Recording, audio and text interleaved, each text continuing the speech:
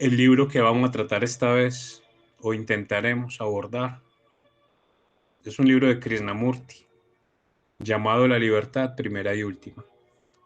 Comienza con una bella frase en su portada. Hay esperanza en los hombres, no en la sociedad, no en los sistemas, ni en los credos religiosos organizados, sino en vosotros y en mí.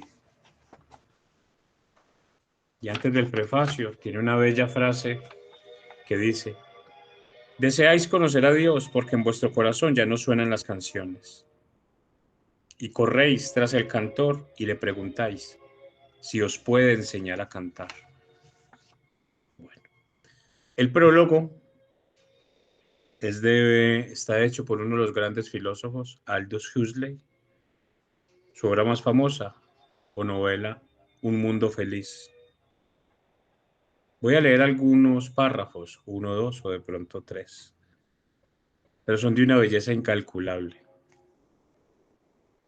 El hombre es un ser anfibio que vivió un tiempo en dos mundos, el mundo de los hechos y el mundo que él ha hecho, el mundo de la materia, la vida y la conciencia, y el mundo de los símbolos.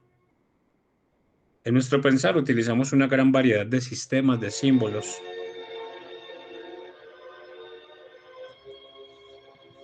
El lenguaje, las matemáticas, el arte pictórico, la música, el ritual, etc. Sin tal sistema de símbolos no habría arte, ni ciencia, ni filosofía. Ni siquiera tendríamos los rudimentos de la civilización. En otras palabras, descenderíamos a la animalidad. Los símbolos son, pues, imprescindibles, pero como tan claramente demuestra la historia de todos los tiempos, los símbolos también pueden tener consecuencias fatales.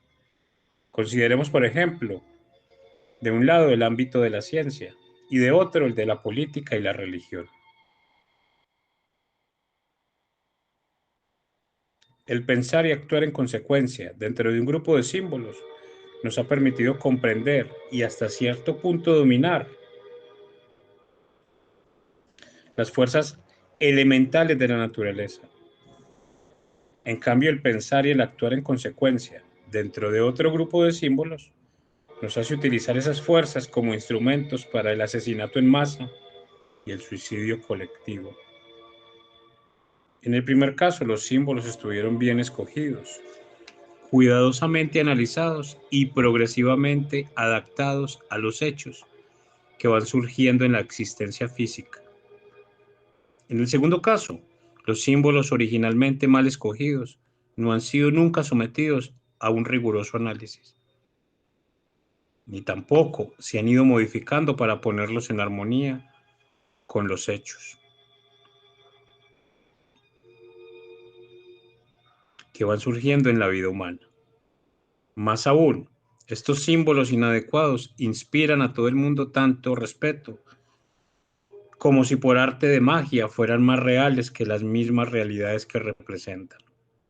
Así, en los textos de religión y política, no se piensa que las palabras representan defectuosamente hechos y cosas, sino que por el contrario, los hechos y las cosas sirven para comprobar la validez de las palabras.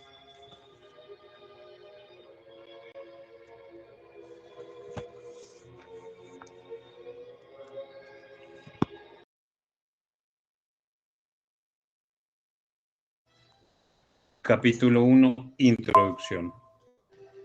Comunicarnos unos con otros, aun conociéndonos bien, es en extremo difícil. Pues, por ejemplo, puedo usar palabras que para vosotros tengan diferente sentido que para mí. La comprensión solo llega cuando nosotros, vosotros y yo, nos encontramos en el mismo nivel, al mismo tiempo, y ocurre tan solo cuando existe verdadero afecto entre las personas. Entre marido y mujer, entre amigos íntimos. Esa es la verdadera comunión. El entendimiento instantáneo adviene cuando nos encontramos en el mismo nivel al mismo tiempo. Resulta muy arduo establecer comunicación unos con otros de forma fácil, eficaz y completa. Yo empleo palabras que son muy sencillas, que no son técnicas, porque creo que ningún tipo de expresión técnica vaya a ayudarnos a resolver nuestros difíciles problemas. No emplearé, pues, términos técnicos, ya sean de psicología o de ciencia. No he leído, por suerte, ningún libro sobre psicología ni libros religiosos. Desearé transmitir con las palabras más sencillas de que nos valemos en nuestra vida diaria algo de una trascendencia más profunda, pero resulta muy difícil si no sabéis escuchar. Existe un arte de escuchar. Para escuchar de veras, habría que abandonar o rechazar todos los prejuicios, concepciones previas y formas cotidianas de vivir.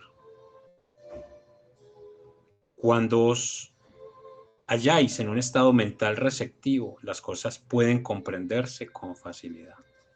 Cuando vuestra verdadera atención está puesta en algo, escucháis. Pero desgraciadamente la mayoría de nosotros escucha a través de un filtro de resistencias. Todo lo filtramos a través de nuestros prejuicios religiosos o espirituales, psicológicos o científicos, así como de nuestros cotidianos deseos, de preocupaciones y de temores. Todo lo escuchamos a través de ese filtro. Y que en realidad solo escuchemos nuestro propio ruido, nuestro propio sonido, no lo que se dice. Es en extremo difícil rechazar nuestra educación, nuestros prejuicios, nuestras inclinaciones, nuestra resistencia e ir más allá de la expresión verbal. Escuchar de modo tal que comprendamos al instante. Ese va a ser una de nuestras dificultades. Si durante esta disertación algo de lo que se dice resulta opuesto a vuestro modo de pensar y a vuestra creencia, escuchad, nada más, no resistáis. Podréis tener razón y yo estar equivocado, pero escuchando y considerando esto juntos vamos a descubrir qué es la verdad. La verdad no puede darosla nadie. Tenéis que descubrirla, y descubrir es preciso que haya un estado mental en el que exista la percepción directa. No hay percepción directa cuando hay una resistencia, una defensa, una protección. La comprensión llega dándose uno cuenta de lo que es.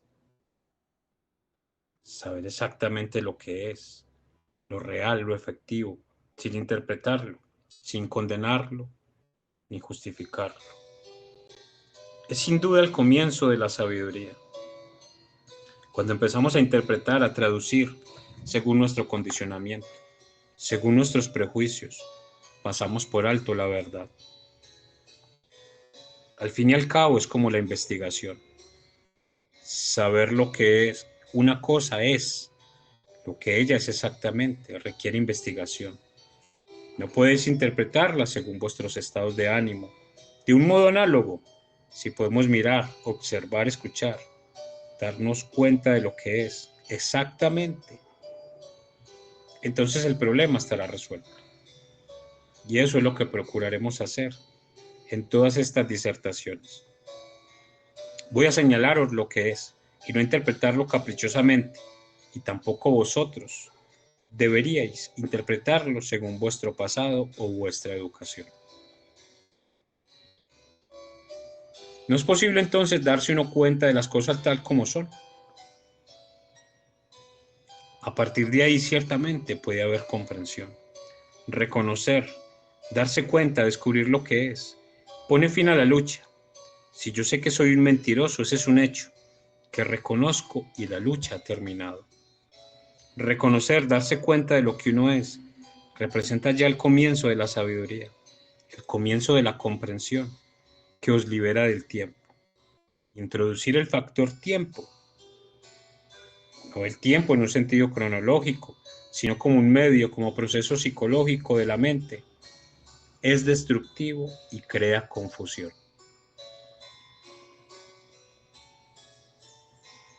Podemos pues tener comprensión de lo que es, cuando lo reconocemos sin condenación, sin justificación, sin identificación.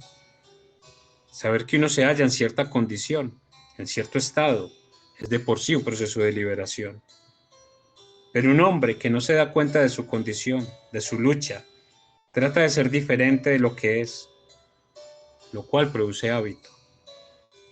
Tengamos presente entonces que deseamos examinar lo que es, observar y captar exactamente qué es lo existente, sin tendencia alguna, sin darle una interpretación.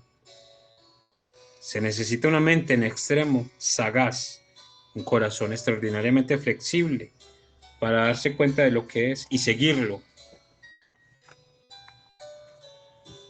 porque lo que es está en movimiento constantemente, está transformándose constantemente. Que si la mente está amarrada a una creencia, al saber, deja de seguir el veloz movimiento de lo que es. Lo que es no es estático, se mueve constantemente, como veréis. Si lo observáis muy de cerca y para seguirlo necesitáis una mente activa y un corazón flexible. Algo imposible cuando la mente es estática, cuando está fija en una creencia, en un prejuicio, en una identificación. Y una mente y un corazón secos no pueden seguirle fácil y velozmente aquello que es. Creo que uno se da cuenta sin demasiada discusión, sin demasiadas palabras, de que hay caos, confusión y sufrimiento, tanto en lo individual como en lo colectivo. No solo en la India, sino en el mundo entero, en China, en América, en Inglaterra, en Alemania. En todo el mundo hay confusión y creciente dolor. No ocurre solo en esta nación o especialmente aquí, ocurre en todo el mundo entero. El sufrimiento es extraordinariamente intenso, y no solo a nivel individual, sino colectivo. Se trata de una catástrofe mundial, y resulta absurdo confinarla a un simple sector o área geográfica, a una sección del mapa de colores, porque entonces no entenderemos toda la trascendencia de este sufrimiento mundial y a la vez individual. Si nos damos cuenta de esta confusión, ¿cuál es nuestra respuesta hoy? ¿Cómo reaccionamos? Hay sufrimiento político, social, religioso.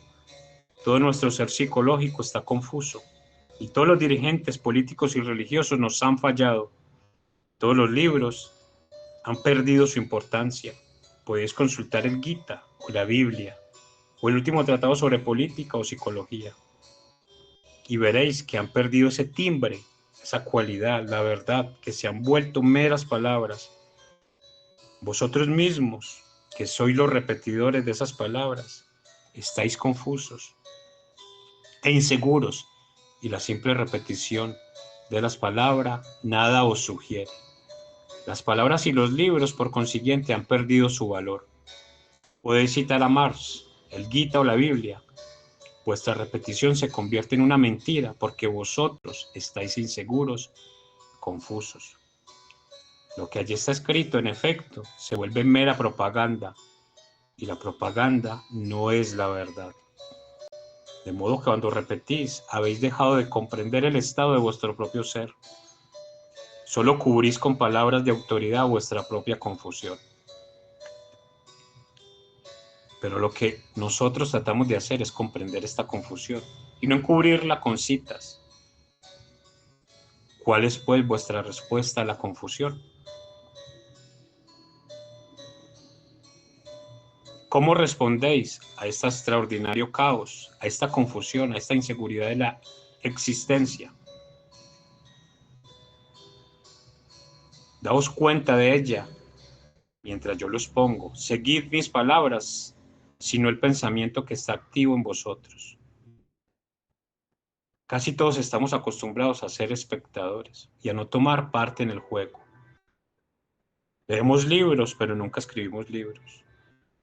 Ha llegado a ser nuestra tradición, nuestro hábito nacional y universal, el ser espectadores, el ver jugar al fútbol, el de observar a los políticos y oradores públicos. Somos simples extraños que miran y hemos perdido la capacidad creadora. Queremos, por lo tanto, entender y participar. Si no hacéis más que mirar, si sois meros espectadores, os perdéis por completo el significado de esta charla. Porque esto no es una conferencia que tengáis que escuchar de forma rutinaria. No voy a ofreceros información que podréis consultar en una enciclopedia. Lo que procuraremos hacer es entender nuestros pensamientos, seguir tanto y tan profundamente como podamos las revelaciones, las respuestas de nuestros propios sentimientos. Os ruego, pues, que averigüéis cuál es vuestra respuesta a este proceso, a este sufrimiento.